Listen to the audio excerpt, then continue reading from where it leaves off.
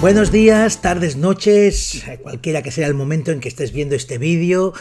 Bienvenidos al rinconcito de redes, donde tratamos un poco la educación guiada por la investigación científica.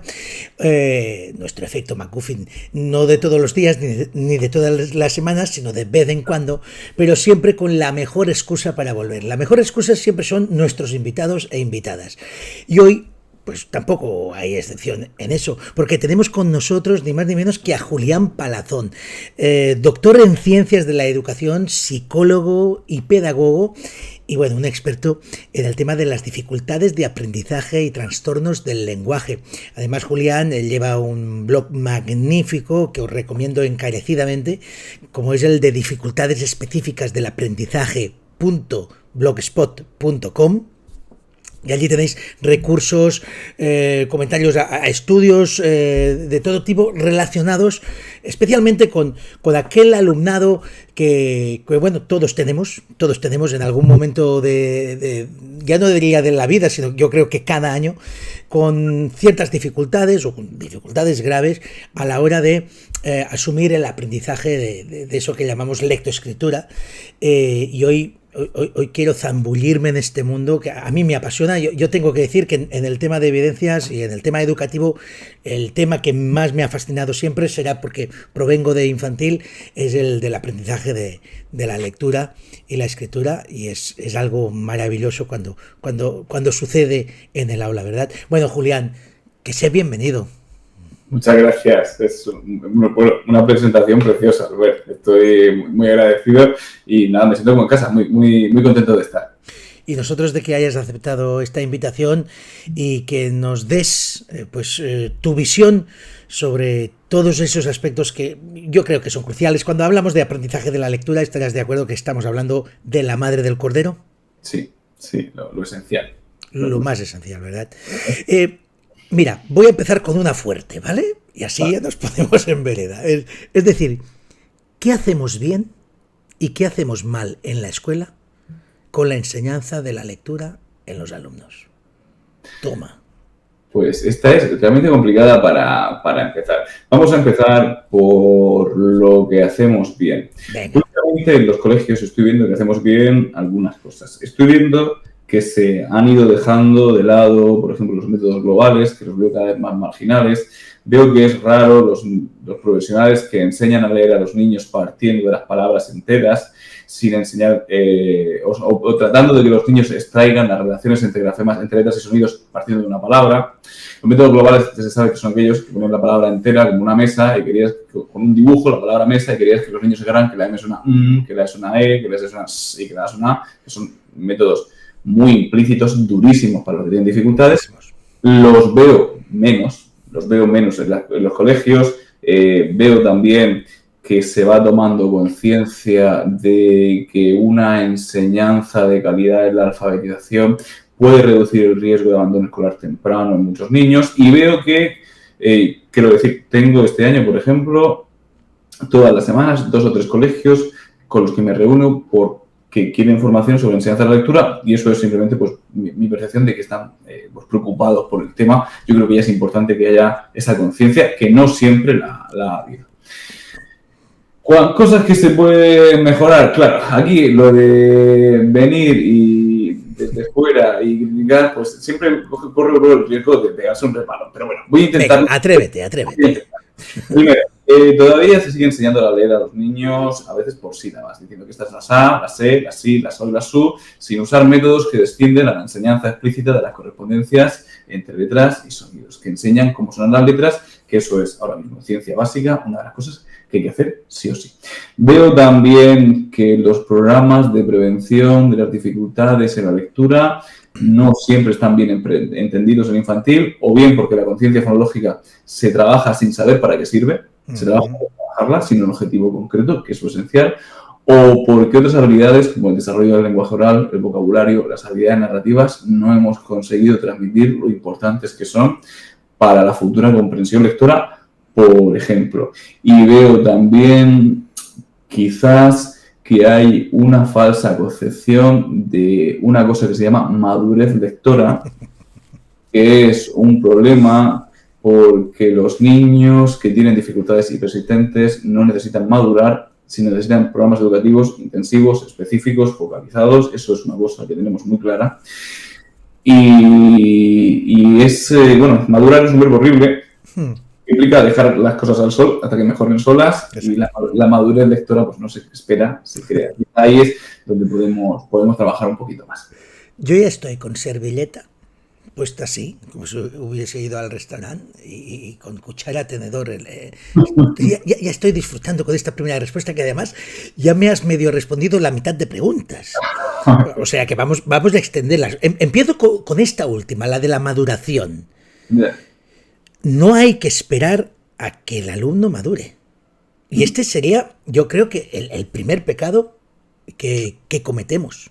Sí. Que cometemos no solo maestros y maestras, de cara a las familias que ven que algo no acaba de funcionar en su niño o en su niña, y les decimos, no, ya madurarán. Es cierto que algunos, por decirlo así, van a hacerlo, pero estamos hablando de un tanto por ciento que es que no va a hacerlo, como no nos pongamos ya a hacer un trabajo específico de conciencia fonológica en este caso, ¿no?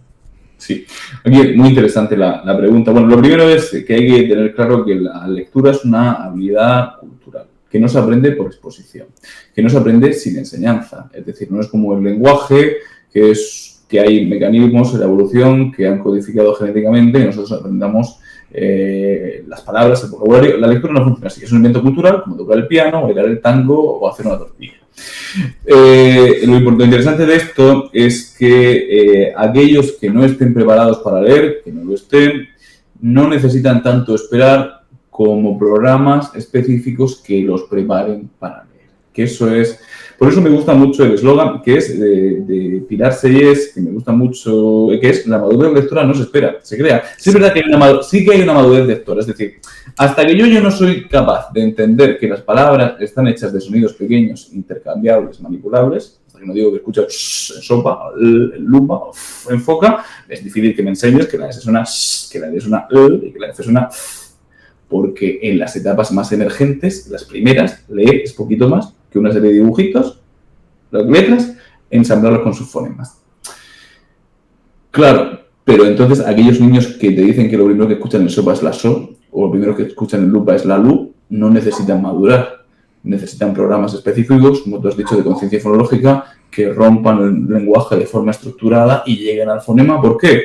Porque solos no lo van a conseguir. Entonces, claro, ahí como primera respuesta, la madurez lectora no se espera, se crea, y ahí es donde la labor de los maestros y de los especialistas es fundamental. Qué maravilla, qué maravilla. Has comentado una cosa que, es que todo lo que has dicho pues me sonaba, es decir, me sonaba a todo lo que he estado viviendo a lo largo de estos 27 años de profesión. Recuerdo un boom espectacular de la lectura global a finales de los 90, a principios de los 2000. Aquí en Cataluña, solo puedo hablar por Cataluña, no sé si en el resto de España fue igual, sobre todo gracias al método Doman, ese método de las cartulinas, ¿no? Siempre explico que yo hice con mi primogénito, entonces, pues pecados de juventud, ¿no? A partir de la ignorancia y lo bien que se explicaba el método global, ¿no? Es enseñar a leer a bebés, y lo bien que vestía, ¿no? ¿Qué hacemos como sociedad tan mal para que unas conclusiones tan robustas como las que nos estás comentando, que a nivel de ciencia son no sólidas, lo siguiente? Es decir, quizás en el aprendizaje de la lectura, y es verdad que no solemos en ciencia ser tan tajantes, porque a veces las evidencias están, ¿verdad?, entre dos aguas y son más complicadas, pero ¿qué hacemos mal para que unas evidencias tan sólidas no nos lleguen a los claustros, no nos lleguen a las formaciones, no nos lleguen incluso a las universidades de magisterio? Sí. Bueno, no sabría decirte exactamente qué hacemos mal. Sé que hay cosas que quizá deberías estar que no están. Uno es que no hay formación en investigación, en magisterio, no hay un bloque de asignaturas que implique pues a enseñarte a manejar datos y acceder a investigación. No suele pasar. Encontramos maestros que son excepcionales en los colegios, que saben enseñar, pero que no se confiesa que no son capaces de leer un artículo y entenderlo. No pueden acceder a las fuentes primarias. Y el no poder acceder a las fuentes primarias es siempre un problema, porque tienes que fiarte de los que las utilizan y los que las divulgan con más o menor acierto. Entonces yo ahí veo un problema. Otro problema que veo, bueno, yo veo un problema y aquí me voy a mojar, y es que el problema que veo es que a veces ocurre que, pese a que yo defiendo que en las universidades es indispensable, ya no es necesario, indispensable, la presencia de asignaturas teóricas fuertes, sociología, teoría del currículum, organización, pienso que no te puede enseñar en la universidad a enseñar a leer una persona que no ha enseñado a leer nunca a nadie, porque eso es un aprendizaje procedimental. Hace falta ahí un poquito más de pericia en los planes de estudio. Y luego sí que creo también pues, que hemos sufrido lo que ha sufrido pues, cualquier profesional, y es pues, que los negocios y el mercado chocan con las evidencias y hay gente que es mejor vendiendo que nosotros explicando. ¡Por Dios! Excelente. Es un problema. Gracias, Julián, por poner las palabras tan precisas a una manera que tenemos, no sé si una mayoría, pero unos cuantos, de pensar sobre a veces lo que se mueve en educación. De verdad, muchas gracias. Vamos a empezar desde el principio. Antes de entrar incluso en la escuela, creo que no somos conscientes, tampoco como sociedad, tampoco como familias muchas veces, de la absoluta importancia que tiene la familia en la preparación de ese niño. Hablo solo a nivel de lectura, ¿de acuerdo? Futura, por lo que respecta al lenguaje oral. Sí. Estamos hablando de un peso determinante en muchos casos y que a veces, por desgracia, no existe, no hay ese trabajo oral, no hay una comunicación fluida entre ese bebé o ese niño pues de 2 añitos y tal, con esos familiares, por la razón que sea, y luego es la escuela la que tiene un poco que compensar eso. ¿Cuán importante es ese aprendizaje del lenguaje oral? Bueno, en esas primeras edades. Sí, es fundamental. De hecho, por ejemplo, variables como el vocabulario, por ejemplo, son ese tipo de variables que son brechas, a ver si soy capaz de explicarlo, brechas lingüísticas que rápidamente se vuelven brechas académicas, que se vuelven brechas laborales, que se vuelven brechas sociales. Eso es una de esas cosas que es, transversal. Sí, es muy importante. Además, parece que el vocabulario... Hay un artículo interesantísimo que se llama La brecha de 30 millones de palabras, de unos autores que se llaman Hardy Risley, año 94. En niños de 0 a 4 años meten grabadoras en las familias de los norteamericanos y encuentran que por renta, aquellos niños de las rentas más altas han escuchado en volumen, en los 4 primeros años de vida, 30 millones de palabras más que aquellos que vienen de las rentas más bajas. Es un brutal. Una autora que se llama Lerbach encuentra que en los 3 primeros años de vida, solo por ser de renta baja, tu retroso en vocabulario es de medio año. Por tanto, claro, es muy interesante porque además cuando uno, me perdonarás, cuando uno empieza a ver estas cosas, lo de la igualdad de oportunidades se le empieza a caer de la bandeja, ¿no? Sí, claro. Se le va desparramando. Y el lenguaje es fundamental. Por ejemplo, sabemos que leer con los niños ya, incluso cuando tienen 2 añitos y apenas hablan, marcando los dibujos, dándoles lenguaje oral de calidad, es una cosa muy importante, leerles cuentos ya desde que tienen 2 añitos. Sabemos que no es en castellano la decodificación la variable que mejor explica la comprensión lectora, sino que es el vocabulario. Sabemos que las brechas en vocabulario se abren temprano y que sabemos también que mal vocabulario a los 5 años es casi siempre mala comprensión lectora a los 10. Todos esos son datos sólidos. Claro, luego está lo que se ha llamado lo que tú comentas, el ambiente alfabetizador familiar, cantidad de libros en casa, interacciones en torno a los libros. No soy yo tan especialista en eso. Hay algunos autores muy especialistas en meter programas, sobre todo comunitarios, preventivos en la familia. Es súper interesante eso, intentar cerrar la brecha en 2, 3 años.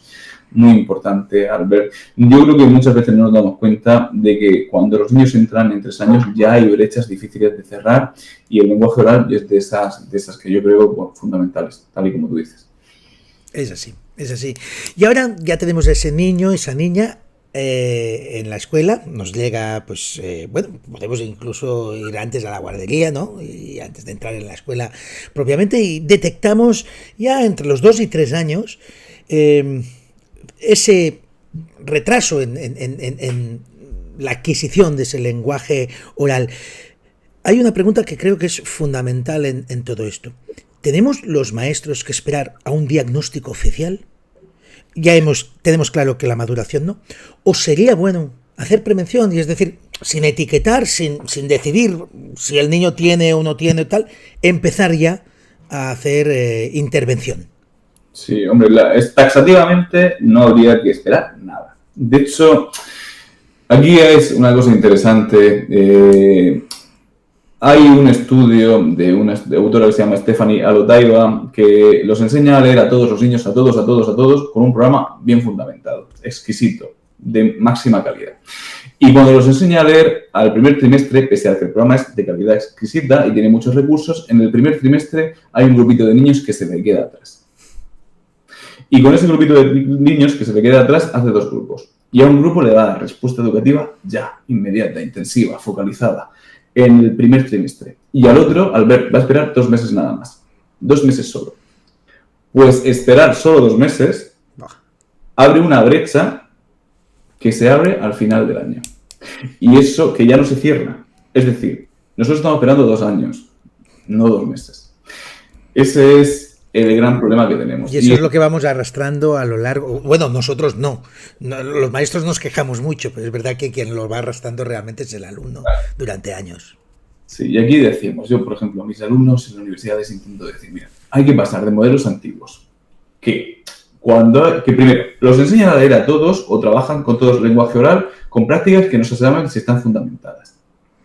Que cuando los niños empiezan a tener dificultades, entienden que es debido a un problema de madurez. Que entiende que esto es una enfermedad médica en vez de una dificultad de aprendizaje y que hay que esperar un tiempo para diagnosticar y que ofrecen una respuesta cuando ya la brecha es muy grande y ya apenas y ya es más difícil ayudarlos. Cambiarlo por modelos que, 1, los enseñan a todos a leer de forma científicamente fundamentada. 2, detectan cuando aparecen los primeros indicadores de riesgo. 3, dan respuesta educativa tan pronto como aparecen los primeros indicadores de riesgo. 4, monitorizan cómo los niños responden. Y 5, ya confirman el diagnóstico cuando, pese a la respuesta educativa, los niños no han mejorado. Pero en los modelos modernos, la respuesta educativa llega antes que el diagnóstico. Y esto nos está contando porque las dificultades de aprendizaje no son enfermedades.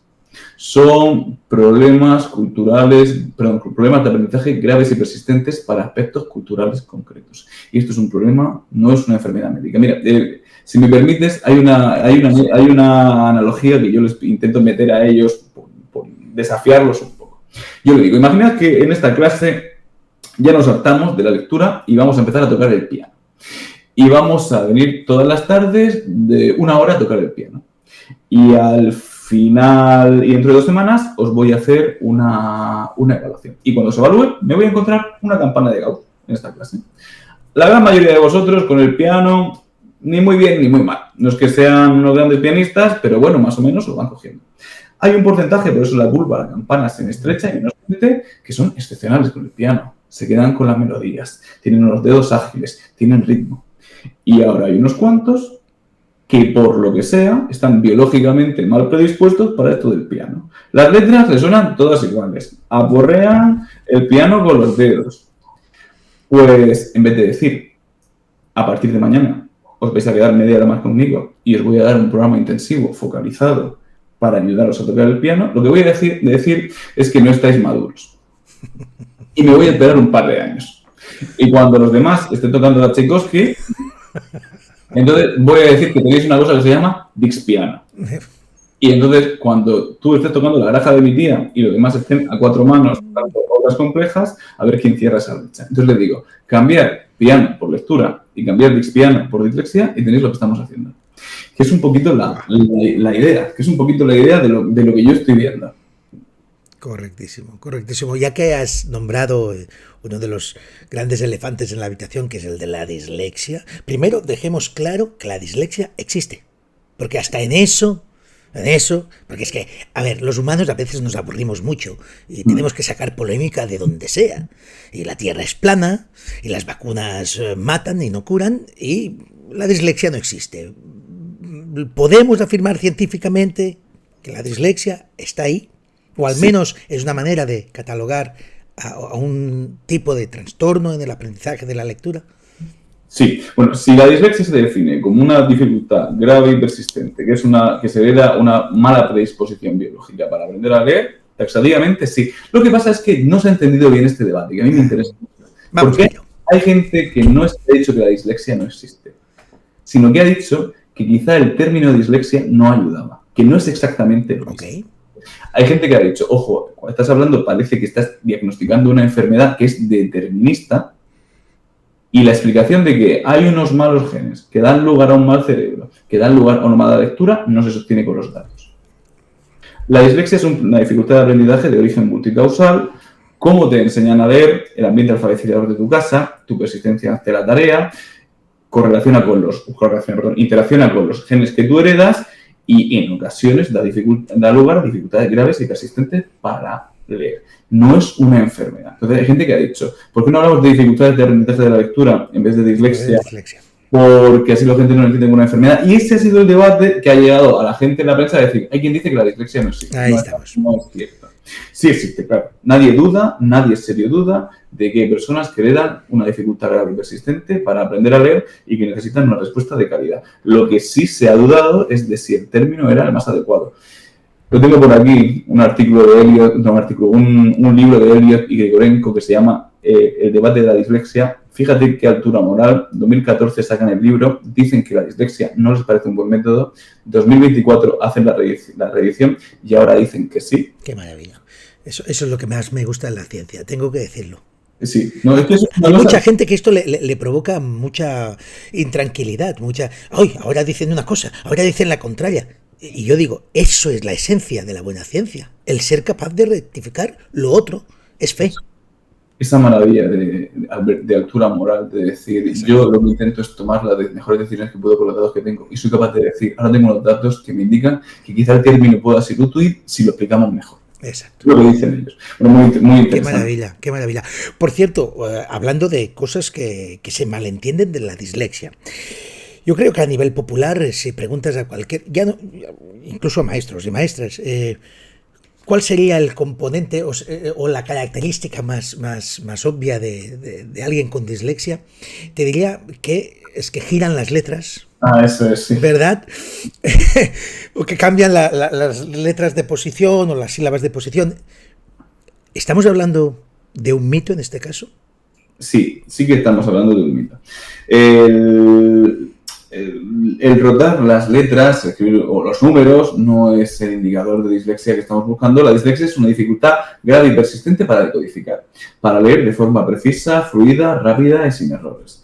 Se suele caracterizar cuando son muy pequeñitos por empezar a tener dificultades para ensamblar grafemas y fonemas. Y te leen gigante en vez de gigante, y te leen pardo en vez de prado, y te leen zapato en vez de zapato. Y a veces pues tardan mucho en dejar ese silabeo y leer palabras largas y complejas. Tampoco es confundir izquierda a la derecha. Cuando tu cuñado está en un cruce y dice que se va a la derecha y gira a la izquierda, es un poco despistado, pero no tiene... No es cuestión de dislexia, ¿no? Y tampoco es un problema de visión. Muy bien. Que se está haciendo... Algunas terapias, ¿verdad? Tiran para allí a veces. Hay un poco impúdico con algunas cosas. Hay unas lentes que se anuncian que dicen que lentes no sé qué, para la dislexia, TDAH, migraña. Venga. Dice mi abuela que cuando una cosa es bueno para todo, esto no es bueno para nada. Así que, bien por tu abuela, bien por tu abuela. Sí. El sentido común también de los mayores. También ayuda. Que también ayuda, exacto. Y tendríamos que escuchar más veces. Bajando a la escuela y sin abandonar eso, ¿hay algún tipo de letra a la hora de presentar los textos a esos niños con dificultades que favorezca o entorpezca en sentido negativo ese propio trastorno en el aprendizaje? o podemos escoger cualquier tipo de letra. Lo digo más que nada porque tenemos algunas fonts, ¿verdad? Algunas fuentes de escritura en digital que, bueno, parecen estar hechas expresamente para gente con dislexia, pero no sé si... Bueno, sí, pero yo te lo pregunto, para que tú puedas dar la respuesta. Si son buenas, si son las únicas, o si no hace falta hacer tanto viaje para llegar a una solución con eso. Sí, bueno, yo lo primero que me gusta de mí explicar de este tema es que desde luego no es lo importante. Okay. Que la dislexia es un problema para ensamblar grafemas y fonemas y automatizar la decodificación, y que los niños necesitan respuesta educativa de calidad y focalizada, temprana, que aborde la enseñanza de las correspondencias entre letras y sonidos, conciencia fonémica, decodificación de palabras largas, lo antes posible y en la escuela. Y quiero decir, si tú les pones textos con una letra espectacular y eso no lo has hecho, pues casi que haces lo otro mejor. Ahora, dicho esto, yo cuando me voy a nivel científico a buscar esto, yo lo que estoy encontrando, y yo no paro de escuchar especialistas que dicen que sí, que tipos de fuente y tal, yo cuando me voy a los datos, y quizá lo que me falta es estudiar más, lo que yo encuentro es que el tipo de letra que favorece la lectura en todos, la favorece también en los niños con dislexia. No encuentro que haya una fuente específica, porque no la encuentro, Albert, no la encuentro. Y sí encuentro adaptaciones que ya son un poco peregrinas. Por ejemplo, veo que ahí, no sé, en la región de Murcia se puso una adaptación que decía que había que poner los folios amarillos. Con fondo amarillo. Te vas a los niños que no saben cuándo suena la G, no saben que la G suena G, con la A, con la O, con la O, con la E, con la I, que nadie se los ha enseñado, y le ponen folios amarillos para hacer adaptación. Ese tipo de cosas son de las que hay que... Claro. Nos vamos un poco al espectáculo, al envoltorio, y nos olvidamos de meter cosas en esa caja. Sí, al final lo central es que es un problema para aprender a leer. Y que lo más importante es enseñarlos a leer muy bien, con prácticas muy bien fundamentadas. Así que me has hecho pensar una pregunta que estoy pensando que es polémica, no, lo siguiente. Me voy a atrever a hacértela, ¿vale? Vale. Entenderás enseguida el porqué de la polémica. Es una reflexión que me acaba de venir a la cabeza, pero digo, ¿no crees que de alguna manera hemos abandonado bastante esa senda que creo que se seguía hace años de enseñar, pues desde los sonidos y tal? También por cierta alergia a ese tipo de clase donde hay que sistematizar y explicar muy bien las cosas. No sé si sigues. Sí, totalmente. Sí, ¿no? No ha habido... Es decir, cuando hablábamos antes del método Doman, que era global, todo era un juego, todo era genial, el niño, bueno, se imbuía de miles de palabras, aprendía sin sufrimiento, entendiéndolo todo, porque al globalizarlo, pues claro, leía 10.000 veces más rápido, al reconocer la palabra y todo eso. Y claro, nos ahorrábamos esas sesiones, digamos, sistematizadas, diarias, de ¿no? Que un poco esa animadversión que tenemos hacia la instrucción directa o la enseñanza explícita, y que creo que podemos afirmar que es lo que, al menos el aprendizaje de la lectura en estas primeras edades, es lo que más necesita. ¿Estás de acuerdo? Pues mira, no lo sabría decir, porque sí que no sé si es por esa u otra razón, técnicamente no sería capaz de decirlo. Lo que sí que sé es que, por lo que sea, tenemos algunos estudios que dicen que los maestros, por ejemplo, el estudio de la Universidad de Málaga hace un par de años, salen con conocimientos erróneos sobre cómo se enseña a leer, que no sé muy bien por qué, a qué se deben y por qué salen de así de la universidad. No sé la causa. Lo que sí que sé, tampoco me gusta hacer automáticamente la relación de que un método que lleve enseñanza explícita y de que un método que enseñe las correspondencias entre letras y sonidos debe de ser árido o debe ser poco adecuado para los niños, porque es un ataque que se ha hecho, sí. Pero no es cierto. No es Correcto. Cierto, porque hay maestras que han hecho métodos espectaculares, donde enseñan a los niños cómo suenan las letras, los conectan de forma visual, transfieren la decodificación. Desde el primer momento que se enseña cómo suenan las letras, yo puedo meter dibujos, esta letra suena como en sapo, como en serpiente o como en sopa. Desde el primer momento que decodifico sílabas, sa, todo junto, sa igual iniciada por sa, sapo o foca, se pueden hacer métodos de extraordinaria calidad que extiendan la enseñanza explícita de las correspondencias entre letras y sonidos. Y ahora yo, fíjate, niego a la mayor. Digo que los métodos que no son explícitos para algunos niños pueden ser tremendamente horribles, mucho peores que aquellos que permiten y los guían de tal manera que no se queden atrás. Así que, claro, yo ahí intentaría meterme en ese debate, pero a negar la mayor. Es decir, ¿por qué un método explícito tiene que ser menos atractivo que un método implícito? Si lo único que cambia es la información, tú la presentas de mucho más clara en una que en otro. ¿Pero por qué? Se puede hacer un método muy árido que sea explícito y un método muy árido que sea implícito. Claro, no. Y de hecho, una de las cosas más interesantes de un buen método explícito es que no deja nada al azar. Y no piensa que van a aprender nada que yo no les voy a enseñar. Y a aquellos que están en riesgo, en la alfabetización por lo menos, que es lo que yo he estudiado, cuando tú desestructuras la práctica, los que están en riesgo se te quedan atrás. Y eso es una verdad como un castillo. Así que pues, yo creo que lo más desmotivante de todo es quedarte atrás. Me vale, y tanto que me vale tu respuesta, por supuesto, y te la agradezco, ¿eh? Nos vamos mojando, ¿ves? Va saliendo la conversación y nos vamos mojando. Perderemos amigos por el camino, pero está bien, está bien. No debían serlo tanto. A lo que íbamos, estamos con esa conciencia fonológica. ¿Cuál es el predictor más fiable sobre esa fluidez o comprensión lectora que va a haber años más tarde, de todo lo que podemos trabajar esos primeros años de lectura? Es muy interesante porque, bueno, primero, hay que diferenciar predictores de facilitadores, que no es exactamente igual. Un predictor, por ejemplo, la velocidad de denominación, ponerte delante de una lámina y nombrar de izquierda a derecha los colores o las letras, es un buen predictor de la fluidez lectora, pero no es un facilitador. Trabajarlo no te va a ayudar luego a aprender a leer. La conciencia fonológica es un predictor y un facilitador, pero solo en los primeros años, los 6-7 años. Aquellos niños que tengas a los 4 rompiendo las palabras en sílabas, de un estudio muy bueno de Javier Marín y Marisol Carrillo, o los tengas a los 5 rompiendo las palabras en fonemas, tenemos un estudio muy bueno de Fernando Cuetos y Pascual Escoalla, pues luego van a ser más ágiles ensamblando grafemas y fonemas, letras y sonidos. Eso a nivel de decodificación. No es lo mismo los predictores y los facilitadores de la decodificación que los predictores y los facilitadores de la comprensión lectora. El vocabulario, por ejemplo, es un predictor y un facilitador de la posterior comprensión lectora. ¿Vale? Es diferente. La conciencia fonológica es una de las cosas súper interesantes. ¿Por qué?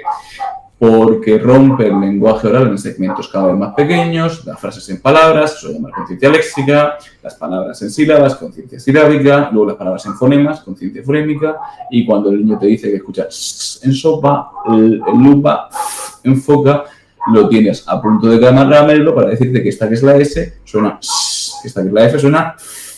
Dicho de otra manera, cuando tengas un niño de 6 años que te diga que lo primero que escucha en sopa es la so, o lo primero que escucha en lupa es la lu, te va a costar quizá un poquito más de dificultad ensamblar grafemas y fonemas, y ahora sí, sin ensamblar grafemas y fonemas no se puede leer.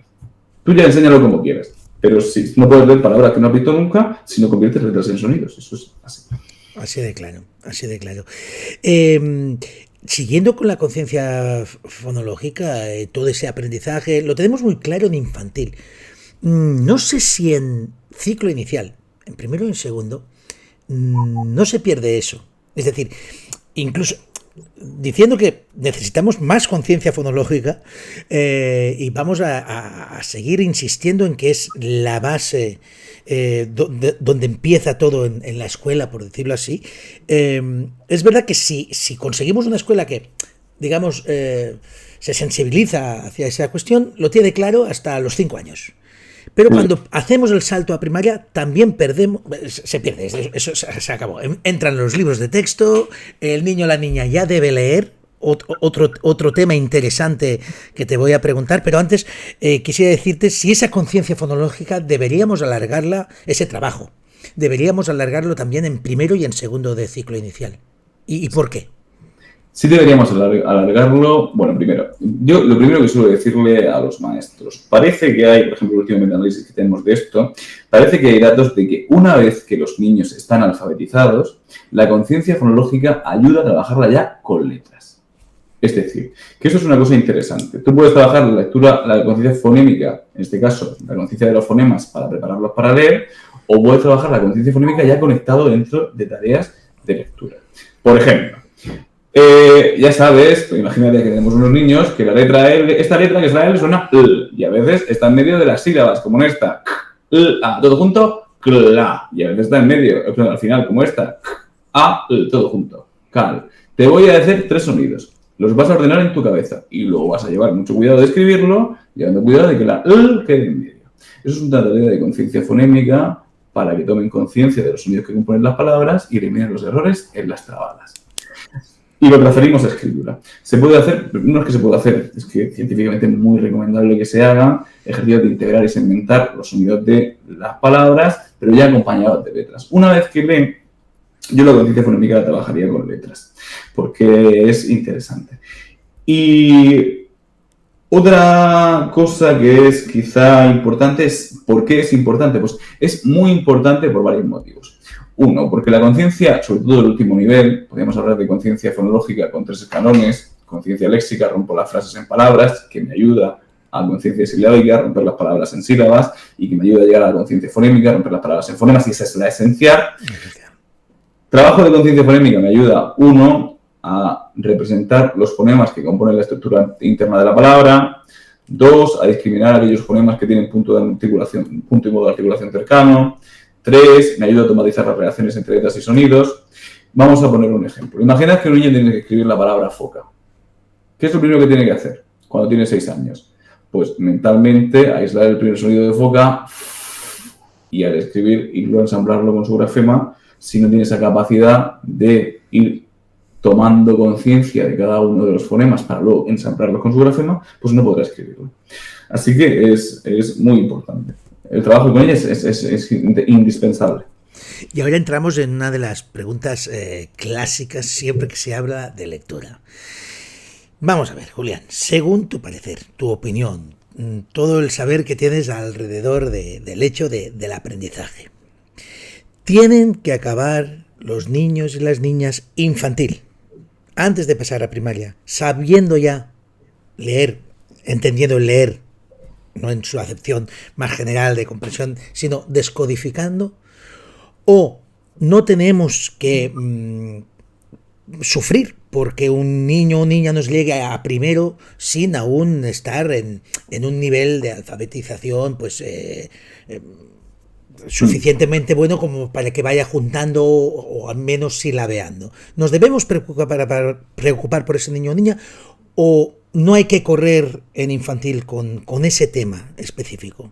Porque aquí hay mucha confusión. Sí. Mira, pues Albert, te digo una cosa. Lo primero es que tengo dudas. Tengo dudas de esto. Es decir, no lo tengo claro. Y yo cuando la gente se posiciona así tan tajantemente, yo llevo estudiando de esto pues, casi 10 años todos los días y no termino de tener muy claro. Yo creo, y sí me voy a posicionar aquí, que el problema es que la pregunta de a qué edad enseñarlos a leer es una pregunta que está muy mal hecha. Ya. Porque yo creo que es la premisa del debate la que hay que discutir. Porque nunca debió ser la pregunta de a qué edad enseñarlos a leer, sino qué habilidades mínimas tienes tú que tener para que yo te enseñe a leer. Y entonces, en esas habilidades mínimas hay variabilidad, como todo en el ser humano, y hay contexto. Mínimo, vamos a poner un ejemplo, para leer hay que tener un poquito de conciencia fonémica, porque al final, al principio es ensamblar los grafemas con sus fonemas. Y por lo menos una mínima sensibilidad a los fonemas tienes que tener. ¿Y cómo tienen los niños con conciencia fonémica, Albert? Pues hay algunos que a los 3 y a los 4 aparecen un día con su mamá, cogidos de la mano y dicen la mamá. Pues, alguien escuchando leer a Óscar, que es el mayor, pues ya casi ha sacado del sol las letras. Son altos privilegiados. El otro día veía una entrevista a Juan Manuel de Prada, que su abuelo lo había enseñado a leer con 3 años. Imagínate. No parece haberle hecho daño a su abuelo Juan Manuel de Prada. ¿Por qué? Porque es pues, un privilegiado que tiene una sensibilidad a los fonemas, que tiene algún ambiente en casa, vendría seguro de un contexto socioeconómico pues, más acomodado, pues, seguro. La gran mayoría que no hemos sido privilegiados, pues a los 4 o a los 5 tenemos una mínima conciencia fonémica que incluso si el maestro lo hace rematadamente mal y dice la M con la A ma, yo no sé cómo, esos niños cuidadosamente han entendido que la M suena ya está, ahí que voy. Ahora, hay unos cuantos que como tú no hagas un programa que rompa explícitamente el lenguaje oral en sus fonemas, se te plantan en 6 años diciendo que lo primero que escuchan en sopa es la so. Y a esos que suelen ser los que tienen problemas fonológicos, los que vienen de entornos pobres, desfavorecidos, con pocos libros en casa, los que vienen de familias en cuya casa se habla un idioma diferente al que se usa en la escuela. Todos esos son los que a los 6 pues, igual no están preparados para leer. Claro, ¿qué pasa? Que aquí lo que me interesa no es tanto como enseñaros, porque la alfabetización no es como los climas, que te lo sabes o no te lo sabes.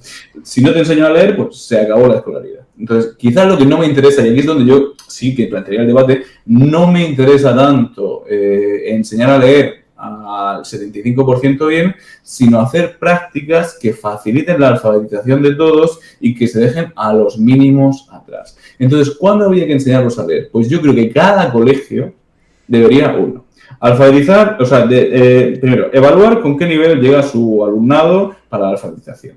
Tomar decisiones sobre su contexto en función de lo que tiene que hacer y tratar de llevarlos a todos a esas habilidades mínimas indispensables y de enseñarlos a leer cuando las has adquirido. Que en algunos centros pueda ser a los 5 y que en otros tendrán que ser a los 6. Nunca creo que se pueda resolver este debate con alguien que diga enseñarlos a los 6, enseñarlos a los 5 y medio. En educación eso no puede funcionar, ¿no? No puede funcionar. Es un error. Yo creo que, claro, ¿qué pasa? ¿Qué he tardado en dar esta respuesta?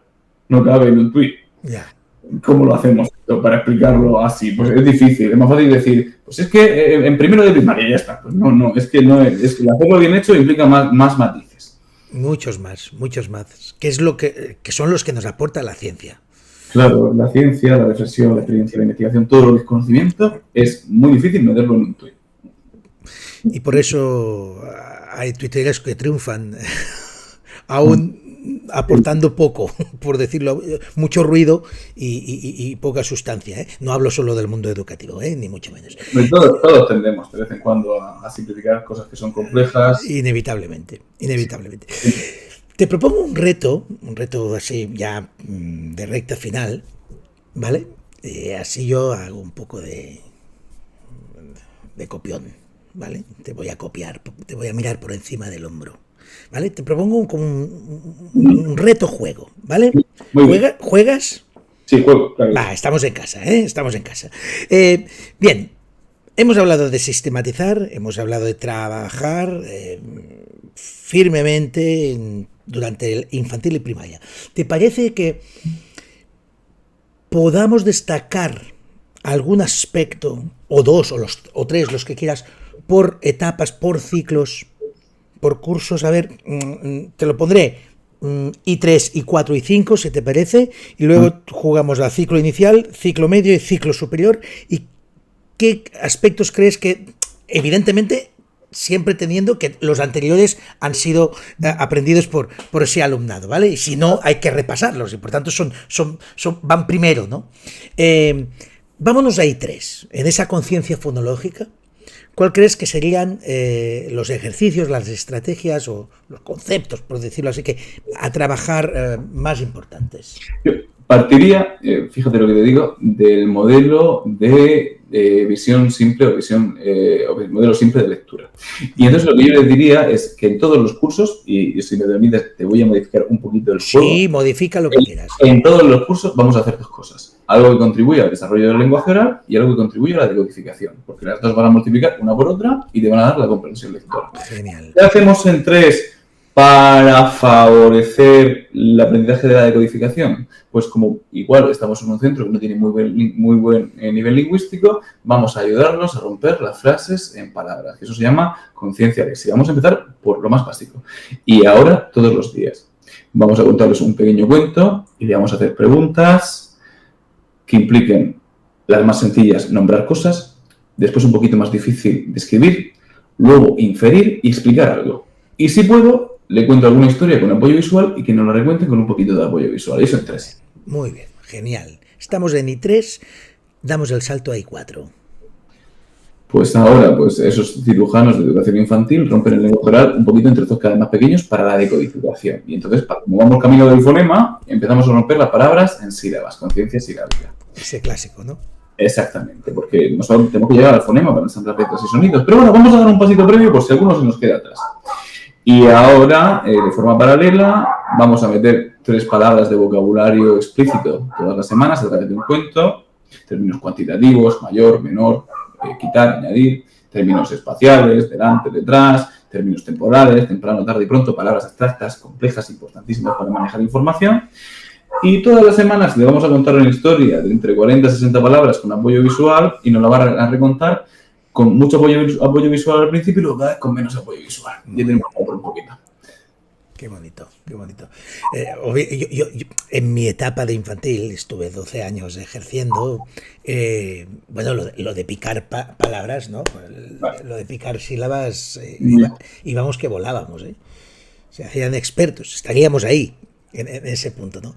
Bueno, vamos al final de infantil, ese I5 que, como hemos dicho, a veces es polémico porque parece que es el curso donde ya tienen que aprender a descodificar sí o sí, ¿no?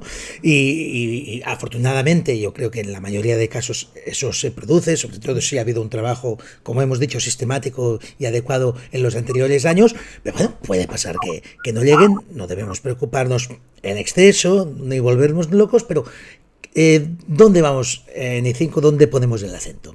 Pues como tenemos que hacer 2 cosas para decodificar, empezamos a romper las palabras en fonemas, conciencia fonémica. Le preguntamos si suena en sopa, en lupa, en foca.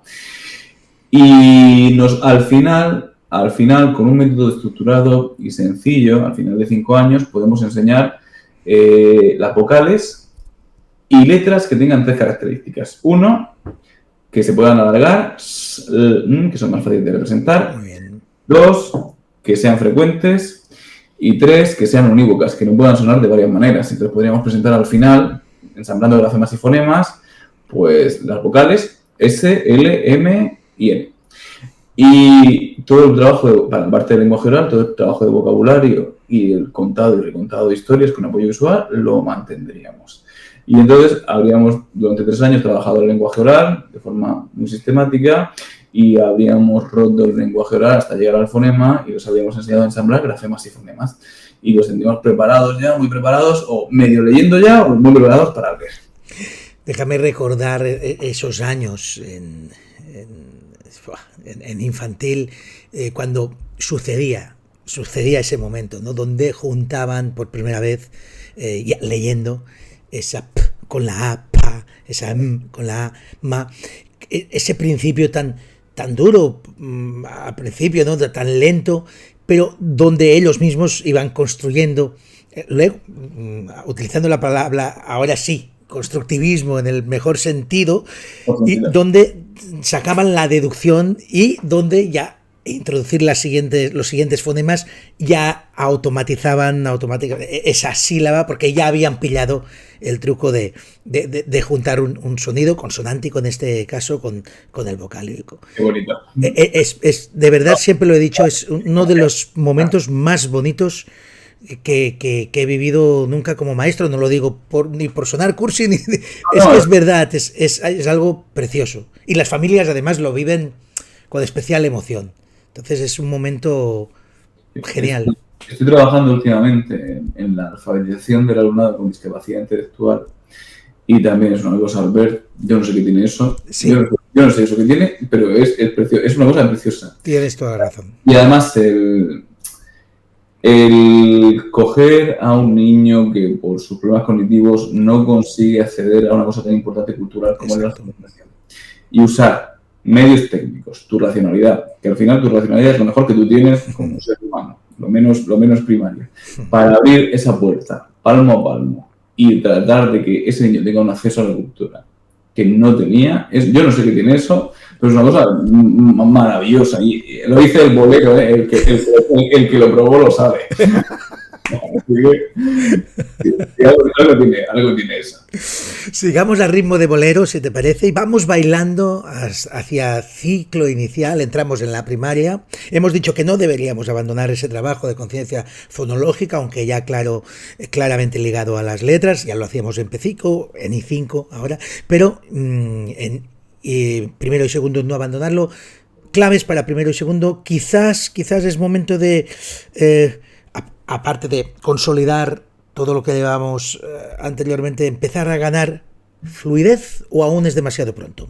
Sí, bueno, yo creo que en primero de primaria, que es ya, quiero decir, como la alfabetización no ha sido obligatoria hasta ahora, primero de primaria debe empezar con un programa de enseñanza de la lectura que sea el buque insignia del centro. Eso tiene que ser como una cosa inamovible, un proyecto de centro, llevado al claustro, consensuado.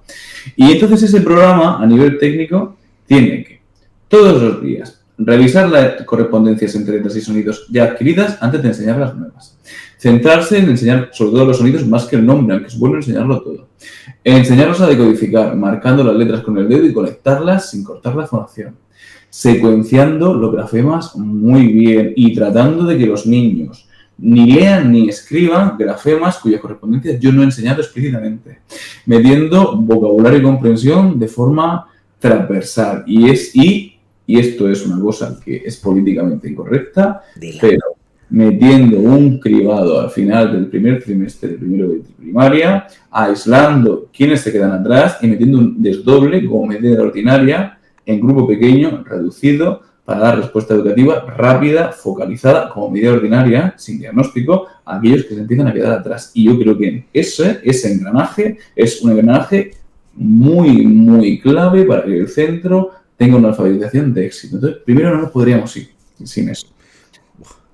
No sabes qué regalo nos estás dando. Yo creo que nos estás dando un regalo impresionante a quien nos esté escuchando y esté en estos cursos y esté en estas etapas. Veremos a ver, Albert, si no me ponen de vuelta y media, tengo que venir a pedirte la hoja de reclamación.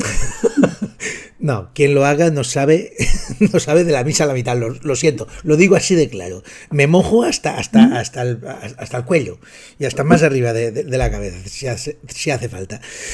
En segundo, seguiríamos con esa dinámica, vamos...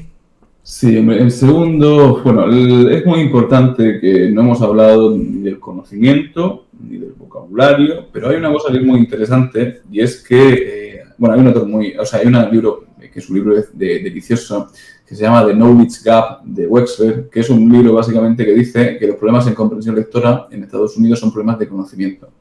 Que los niños no comprenden lo que leen porque no tienen conocimiento, no porque sea un problema de comprensión lectora. Entonces, los centros tienen que saber que enseñar contenido de forma racional, estructurada, conectada, significativa para ellos es comprensión lectora. Qué maravilla poder hacer ese enfoque. Claro, eso es comprensión lectora. Entonces, cuidado que no te centres mucho, no te centres solo en decodificar, que si no has construido un vocabulario y unos conocimientos, si no lo sigues construyendo. Y luego hay que dar práctica de lectura y práctica de decodificación, con feedback, retroalimentación. Hay algunos paradigmas que no se usan mucho, como el de lecturas repetidas, como que con algún alumnado en riesgo para fluidez podría ser interesante, pero sí, es el momento de seguir practicando la decodificación, de meter mucho vocabulario y las dos cuerdecitas, tanto la decodificación como el lenguaje oral y el conocimiento, no olvidarnos de ninguna de ellas en segundo. ¿Vale? Mantendría esos cribados, y esos dobles en segundo también, en grupo reducido, a los que empiezan a tener dificultades. Lucharía por mantenerlos. Le he escuchado y que me perdone si ve el vídeo y no lo interprete bien, pero yo creo haber escuchado al maestro Gregorio Luri comentar el hecho de que el paso a tercero es el curso clave en todo el entramado, ¿no?, de escolar, porque es cuando pasamos a utilizar esa lectura, ese aprendizaje lector para el estudio.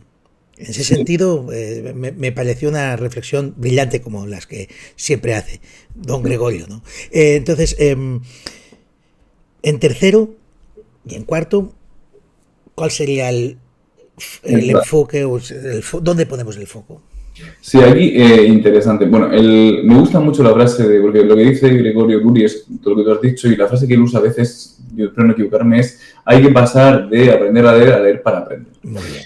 Muy bien. Bueno, y sabes que te digo, que me funciona como heurístico, como para orientarnos, pero no es totalmente cierta y a veces, ¿sabes por qué? Porque creo que hay que meter conocimiento. Es decir, cuando se entiende mal, hay que ponerlos a decodificar y a partir del tercero ya meter contenido. Hay que meter conocimiento de forma paralela a la decodificación desde infantil. Desde infantil. Y empezar a leer textos informativos sobre las partes de los animales, sobre las partes de las plantas, no solo cuentos, y meter contenido de conocimiento. El contenido... Texto expositivo que nos vaya relatando la realidad de 1000 cosas y 1000 aspectos que nos rodean, ¿no? Exactamente, y hay que construir la decodificación junto con el conocimiento en paralelo. Aquí pienso, Julián, inevitablemente, lo siento, tengo que decirlo, que medio natural y medio social queda relegado a 3 horas semanales aquí en Cataluña, imagino que sí, debe ser en el resto de España, que es, digamos, la asignatura, por decirlo así, ¿no? De donde sacamos más ese tipo de información. Pero bueno, igualmente, como has dicho, podemos aprovechar las clases de lengua para no solo hacer textos narrativos, sino hacer textos expositivos que nos enseñen pues aspectos de todo tipo, históricos, biográficos, de conocimiento científico, evidentemente adecuado al nivel de los niños. No hace falta decirlo eso. Sí, hombre, yo creo que nadie discute. Es decir, la gente discute sobre cómo enseñar el conocimiento o cómo transmitirlo. Nadie discute que es importantísimo para leer, nadie lo puede hacer. Entonces, es importante construirlo desde el principio. Y aquí yo sí que, llegado tercero, los profesionales tendrían que tener en cuenta una cosa. La comprensión lectora no es una habilidad. La comprensión lectora es un producto que emerge o no emerge en función de toda una serie de subhabilidades que tú tienes bien o no adquiridas. Es decir, tú no trabajas comprensión lectora. Correcto. La comprensión o se produce o no se produce, pero tú no la trabajas. Tú trabajas la adquisición de vocabulario académico. Tú trabajas la decodificación y la fluidez. Tú trabajas los conocimientos previos, la capacidad de resolver inferencias. Entonces, hay que ver todas esas respuestas educativas, desde la autorregulación durante la lectura hasta la resolución de inferencias, el vocabulario, el conocimiento, la decodificación y meter práctica de calidad en la escuela que contribuya a eso, porque eso es mejorar la comprensión lectora. Cuando tú metes un texto de lengua, el primero que está en el libro, es que aparece al principio de cada tema, y los niños resuelven unas preguntas, casi evalúas la comprensión lectora, pero no la trabajas. Yeah. No la trabajas porque el que sabe responder las preguntas y el que no sabe. No digo que no haya que leer preguntas y resolverlas, ¿eh? Lo que digo es que, ojo, que uno de los principales problemas es que hemos entendido la comprensión lectora como una habilidad. Y la comprensión lectora no es una habilidad. Es un producto que emerge o no emerge en función de una serie de cosas que tienes que tener bien desarrolladas. Que dominamos o no dominamos, ¿no? Las tenemos ahí. Terminamos la primaria. Antes de que nos cuentes lo que podríamos hacer en quinto y sexto, no quisiera dejarme en el tintero, ya vamos acabando, no quisiera dejarme en el tintero el tema del gusto por la lectura. Si realmente podemos influir desde la escuela por ese gusto por la lectura, o está más atado a una cuestión vicaria, es decir, de aprendizaje vicario de lo que ven en casa. Y porque hay muchísimo trabajo de gusto por la lectura, hay cursos de gusto por la lectura, hay muchísimo material de gusto por la lectura y evidentemente nada sobra en el mundo de la lectura y todo lo que sea aportar experiencias y enriquecer el entorno del niño y la niña es correcto, pero ¿no crees que utilizamos mucho recurso ahí y no sé yo si la incidencia es tan sólida o tan fuerte como puede ser nuestra intervención desde la escuela en todos los aspectos que decías de la conciencia fonológica, de ese trabajo sistemático? ¿Cuál es tu opinión? Muy interesante la pregunta. Pues, bueno, me estoy metiendo en un aspecto donde yo no soy, o soy menos especialista, que es sobre la investigación sobre el fomento de la lectura, porque a mí me faltan datos ahí. Ahora, sí sé algunas cosas. Una de las cosas que sé y que hemos visto es que a aquellos niños que decodifican mejor les gusta leer más. Es decir, y eso es una cosa que tiene mucho sentido. Y parece que es aquellos niños que decodifican mejor están más motivados para leer. Tiene sentido que, mira, hace mucho tiempo, 6 o 7 años, era director técnico en la Asociación de Dislexia de la Región de Murcia y nos pidieron que revisáramos qué podíamos hacer para motivar a los niños y estuvimos leyendo mucha investigación. ¿Y sabes qué es lo que encontramos que servía para motivar al alumnado con dislexia para leer? Pues hacer intervenciones para enseñarnos a leer muy bien. Claro. Tiene sentido. Ahora, dicho esto, yo creo que es importante, quizás sea decodificar bien, tener buen vocabulario, sea condición necesaria, pero no suficiente. Eso hay que trabajarlo y hay que hacerlo bien. Y ahora quizá habrá que enriquecerlo con todos esos ambientes alfabetizadores, con el gusto por la lectura. Yo creo que es muy importante que no se cree una falsa dicotomía. Yo creo que todo suma y es condición necesaria, pero quizás no es suficiente. Entonces habrá que, pues trabajar. Yo aquí siempre he tenido dudas, pero no lo sé, porque por una parte, una de las cosas que mejor hicieron por mí es exponerme a leer libros que no me gustaban. Oye, ese apunto es muy, muy interesante. Quiero que lo desarrolles un poquito. Claro, yo agradezco. Lo que pasa es que yo no puedes hacer, esto sí que no es ciencia, no puedes hacer sí, de tu experiencia eso es verdad, no puedes hacer. Pero yo es verdad que mi vida, pues yo agradezco mucho que me obligaran a leer a Miguel Delibes, agradezco mucho que me obligaran a leer a Gabriel García Márquez, porque yo y mi familia, que no es una familia pues muy lectora, nunca los habría leído allí, y gracias a que hubo un especialista que me acercó esas cosas, pues las pude gozar, y ahora pues me encanta leerlas. Dime por favor, Julián, porque entonces ya te mando un abrazo enorme vía telemática, que el libro de Miguel Delibes que leíste fue El Camino. Sí, fue El Camino, pero lo que pasa es que me gustó tanto que luego me leí otro que sí que ya me cambió a mí la literatura, que fue 5 horas con Mario. Me parece un libro precioso. Bueno, es que Miguel Delibes me parece un escritor. Bueno, a mí también, me parece de lo mejorcito. Horas de felicidad encuadernadas en Miguel Delibes. Qué pasada. Yo es que la del Camino le tengo, es una obra a la que le tengo un cariño especial justamente porque creo que es el primer libro que leí en su momento que era que hacía el cambio, ¿no? Donde se daba el cambio de los mortadelos, de los zipizapes, de los carpantas, de una colección que se llamaba Alfred Hitchcock y los 3 investigadores. Soy muy viejo, no, Julián, lo siento. Los Hollister. Interesante. Que sí, era un tipo de literatura genial para aquella época, pero evidentemente muy, muy juvenil y tal, ¿no? Y recuerdo que mi primer libro adulto, aquello que estabas leyendo, dices, están explicando aquí cosas que no salen en Mortadelo, ni salen en los Hollister, ni con Spiderman, ni con nada de lo que me fascinaba entonces, y me sigue fascinando ahora, también te lo digo. Pero con El Camino es una historia de amor de años, esa es la verdad. Y me parece que Delibes es, bueno, de lo mejorcito que hemos tenido en este país. Miguel Delibes me parece la cualidad de decir cosas muy hermosas y muy bonitas con un lenguaje muy sencillo. Exacto. Y bueno, a mí siempre fíjate qué bonito el relacionar la enseñanza de la lectura con lo que... Es que sí, no crees que es más difícil si no te gusta la lectura como maestro, digo, Claro. Enfrentarte al hecho de querer que a tus alumnos les guste la lectura. Pues sí que hay unas cuestiones técnicas, pero creo que también hay unas cuestiones como pasionales, ¿no? De transmitir esa pasión. Si no la tienes, se hace un poco difícil, ¿no? De entrada, no sé. Lo veo más difícil, no digo imposible, pero más difícil. Sí, bueno, aquí ya nos estamos saliendo de la cosa científica y es más conversación, pero igualmente interesante. Mira, yo cuando he llegado a este punto de la conversación, y aquí ya solo tengo opiniones como cualquier otro ciudadano, me viene a la mente una frase de Manuel Azaña cuando empezaban con las reformas en la Segunda República, que viene a decir algo más o menos así.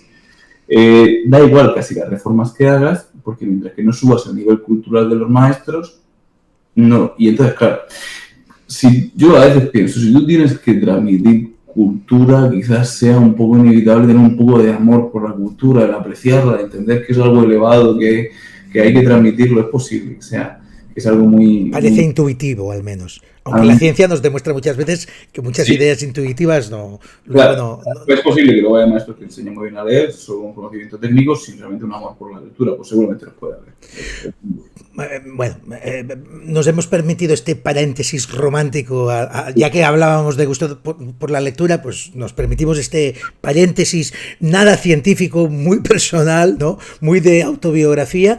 Y sí, cerramos ya la entrevista con lo que haríamos en quinto y sexto, por no dejarlo ahí colgado y volver a la ciencia.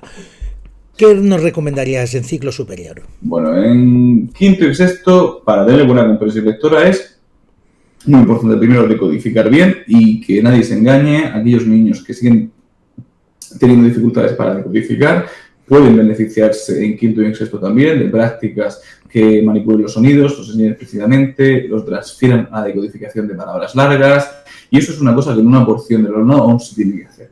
Incluso pueden beneficiarse de prácticas de lectura repetida, con modelado, alcanzar objetivos concretos, corrección muy sistemática para ganar un poquito de fluidez, y eso lo pueden tocar ahí. Luego es muy importante, quizá en unos contextos más que en otros, que se haga enseñanza explícita de vocabulario académico, términos académicos y transferibles, predominar, extraer, exponer, palabras que son muy poquito frecuentes en la habla cotidiana y muy frecuentes en los textos, quizá importante según qué centros. Puede ser interesante también, no descuidar la enseñanza de conocimiento, porque es la base de la comprensión lectora, meter estrategias de autorregulación, que aprendan a leer antes, durante y tras el texto, aplicando buenas estrategias, y el trabajo de inferencias, de ser capaces de manipular la información que está implícita en el texto, también puede ser muy interesante. Así que quizá todo eso habría que tratar de trabajar. Casi nada. Pero ahí lo tenemos todo. Tenemos la clave para al menos empezar a hilar y hacerlo con sentido y con unos objetivos claros y claros en nuestra mente y claros en el horizonte para llegar, o al menos intentar llegar con la mayoría, si no todos, ojalá fuera así, de nuestro alumnado. Julián, quiero confesar que ha habido momentos que escuchándote me he emocionado. Tampoco cuesta mucho porque soy muy bleda, que decimos en catalán. Soy así, muy así. Y cuando oigo esa pasión en los interlocutores, me ha pasado en varias entrevistas también, pero la de hoy también me ha hecho viajar a ese pasado en infantil. No digo que lo añore, estoy bien en primaria, pero fueron 12 años en muchísimos sentidos maravillosos y el de la lectura sin duda nos marcó. Gracias por compartir ese viaje, por hacerlo posible y por hacerme viajar. Tengo que hablar individualmente, pero yo creo que más de uno que nos haya escuchado hoy pueda haber sentido lo mismo y sobre todo ver que tenemos mucho trabajo por hacer y es trabajo fundamental y fundamentado en las buenas prácticas. No sé ya qué más decirte, agradecerte todo lo que nos has dado hoy. Ha sido un placer, ha sido una entrevista muy familiar, muy dentro de que estábamos hablando de temas científicos, sí. Muy humana, yo estoy todo el día trabajando y vengo aquí a reunirme contigo y es casi como estar con un amigo. Así que no puedo decirte nada más, ha sido un placer. Luego aparte es verdad que, ¿cómo decirte? Que al final somos agentes individuales, que tenemos una acción personal de la realidad, hay mucha gente trabajando haciendo muchas cosas bien. Yo creo que no hay que pecar nunca de adanistas, pero bueno, yo creo que hay ciertas cosas que podemos hacer y que es bueno que nos vayamos convenciendo entre todos con estas entrevistas, con estas charlas, que nos vayamos haciendo fuerza. Así que yo estoy encantado de estar y nada, ha sido un verdadero placer. Chicos, yo ya... Es que después de entrevistas de estas uno se tiene que ir a la cama ya y acostarse y dormir plácidamente. Si es que ya no queda nada más, el día ya no tiene nada mejor que ofrecernos. Muchísimas gracias, Julián, y a todos vosotros y vosotras por vuestra atención, vuestro apoyo al canal y por seguir estas entrevistas con esta pasión que esperemos os hayamos podido transmitir, ni que sea en una parte.